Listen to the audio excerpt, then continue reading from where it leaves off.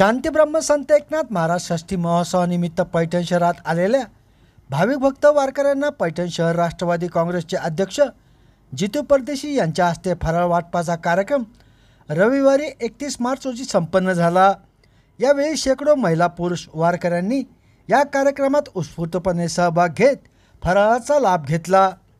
पैठण शहर राष्ट्रवादी काँग्रेसच्या कार्यालयासमोर आयोजित या कार्यक्रमात प्रमुख पाहुणे म्हणून राष्ट्रवादी काँग्रेसचे माजी नगरसेवक बजरंग लिंबोरे यांची प्रमुख उपस्थिती होती।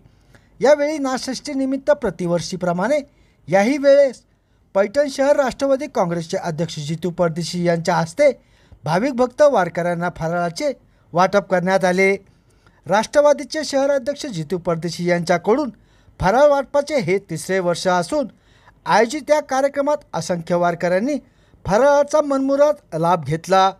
सलग 3 दिवस विविध फराळ वाटपाचे कार्यक्रमांचे आयोजन करण्यात आल्याचे जितू परदेशी यांनी संभाजीनगर समाचार न्यूज चॅनलला सांगितले।